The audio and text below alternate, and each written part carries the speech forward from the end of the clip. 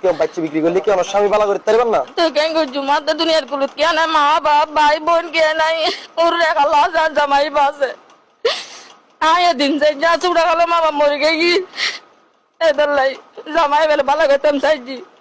বেশি বুঝে কি হারানো হচ্ছে? মনে করেন ওর বাপের চিকিৎসা ও তো তার কোনো কিছু বেশি বুঝে কিনে দিলে কোনো কিছু আর নাই। আচ্ছা ইয়ান লাই মনে করেন অনর হাতে হারা যে 27টা দিন পর্যন্ত ফোন করে দেখিলে মনে করেন ওর বাচ্চা ওর কাছে তাইব মানে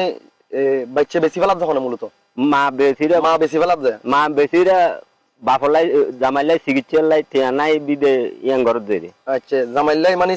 টিয়ানাই যে চিকিৎসা করি পারলাই এই কারণে যায় এরা 6 জন বাচ্চা তুন একজন বেশি ফেলার না অনগর ফলন না অনগর না ফোন কি পরিস্থিতি তার ওই বৃষ্টি পরিবার বাইরে পরিবার আগে তার ঘর ফরার এই ঘরের কি অবস্থা? বৃষ্টি মনে করেন আগা গোড়া গোড়া ঘর পরে এই যে ঘর গানছন ঘরের কি পরিস্থিতি? যে মাটির ঘর কিন্তু টিনি নেকানো ঠিক নাই অন্যরা কি চিকিৎসা এর আগে কি করাইম না ওর গড়াই আর আলাহাবাসী যেদুর ফাজেদুর সহযোগিতা করিলে মনে করেন বেগম গর বুঝলে মানুষ আর সহযোগিতা করি না ফারির বিদায় অনরা মনে করেন ফোন করছি অনর বলে বাচ্চা বিক্রি করে দিতে আসলেন কি কারণে? জামা অসুস্থ তার লাই বহুত খরচ বিজু করি বহুত গতাম চাই ভালো করি নহারি দান লতিক লই 100 দানের 50,000 টাকা লতিক লই তারপরে দেশের ভাই বোন হলো বেগুনে তুলি তালি দিয়ে একবার আর 9 মাস আগে তো ভাষণ করতে ওই ভাষণ করি নহারি ইয়া আবার ভাষণ করতে মাসি যে বেলাত বাড়ি গই বেশি তার লাই। আচ্ছা বাচ্চা হবে না মেডিকেলের ডাক্তার দেখাইন নাকি? একদিন দেখাই বিয়াগিন দেখাইন না মানে সিডিং মেডিকেলত তো না দেখুন সিডার মেডিকেল নি তো ভর্তি করছুন না ভর্তি ন করি ডাক্তার কি হই ডাক্তার কই যে ভাষণ করিবার লাই না কেদে সব ডাক্তার হই যায় না কেদে সব বিমার ইয়খন। আচ্ছা আচ্ছা অনেক কি সন এখন আচ্ছা জিবের সন না যে এখন ওরা সাহায্য করি আর ভাষণ করার বেলায় সাহায্য অনজন বাচ্চা বিক্রি করে দিতে নাছিলেন কেউ বাচ্চা বিক্রি করলে কি আমার স্বামী বালা করতে পারবেন না? তো কেন করছু মাতে দুনিয়ার কুলুত কে নাই মা বাপ ভাই বোন কে নাই ওর রেখা লস আর জামাই বাসে আয় দিন যাই যা চুড়া গেল মা বাপ মরে গেছি এদের লাই জামাই বেলে ভালো করতাম চাইছি কেন শোনো নাই কেন লাগানো এখন আজ ভাই সুস্থ আগে থেকে আবার বাড়ি গেছি অবসর ধরে রে বছর তোর শুরু হয়ে 1.5 বছর এখন 1 বছর বেশি বাড়ি গেছি ডাক্তার কি হই ডাক্তারে পড়াশোনা করতে হবে অপারেশন গরম পড়িব না অপারেশন করতে কয় টাকা খরচ হইব মানে 4 লাখ টাকা বাকি বই 4 লক্ষ টাকা ভাঙিব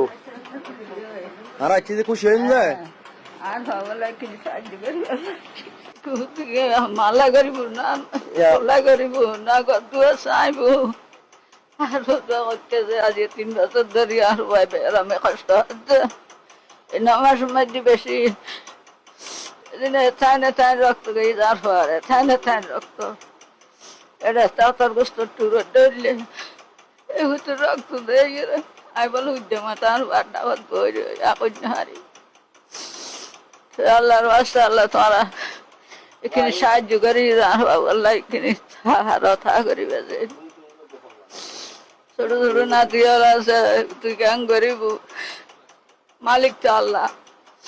আল্লাহ মালিক হিরে চাইলি আল্লাহরে ধরি আল্লাহর বাসা তোমার কাছে কানাগে সাহায্য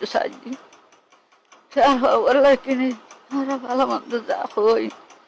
ওনারা হুদ্দান বলে কিনে সাহায্য করিবে যে ঘর বাড়ি ইন আজ 2 বছর ধরে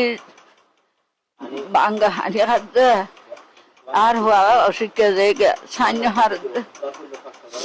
সে জরালি খড়া যাইব এনে বইটা আছে বিভিন্ন সাথী মাথা দিদি তাই হতে কি করিব কি ওষুধ করিব না গদুয়া চাইব এটি মেলাই উদ্বেশ 10,000 টাকা দিয়ে মাঝে আর 15 দিনের দিন মাইতে হয়ে যায় টাকা জোগাড় করি না হারি আমার রোল মারা না হারি এই হুতুরে যদি সুয়ন মারাইতে ডাহালে যে 4 লাখ টাকা লাগবে বলে অপারেশন করতে ভাই এবার আমার লগে কথা হয় কিন্তু তার ওয়াইফ ইমাদি ডাগত আছে তো অনরা আরেকখান জিনিস শোন এই যে গরগানোর মাঝে যে জ্বরের পানি পড়ে বৃষ্টির পানি পড়ে এই যে ডেক্সি দিয়ে বুয়াই রেখি তো আরো ইন্দি নাকি আরো বেশি আছে বৃষ্টির পানি পড়ে যায় কিন্তু ওই গরগান শোন এই পানি পরি কোন অবস্থায় এন্ড কিন্তু ভাঙি যার গই ডাইরেক্ট আসলে গ্রাম ডাক্তার হিসেবে আছি পশ্চিম আন্দারমানিকে তো আমার ভাই আসলে হেলাল অনেকদিন ধরে অসুস্থ ও দীর্ঘদিন যাবত চোখের সমস্যা এবং ব্লিডিং এর সমস্যা আছে তো আসলে বলতে গেলে পারিবারিকভাবে উনি অনেক গরিব একদম টাকা পয়সা নাই বলতে গেলে তারপরও ওনাদের কাছে যা আছে চিকিৎসা করার পরে ওনারা একদম মানে বলতে গেলে আর কোনো টাকাই নেই।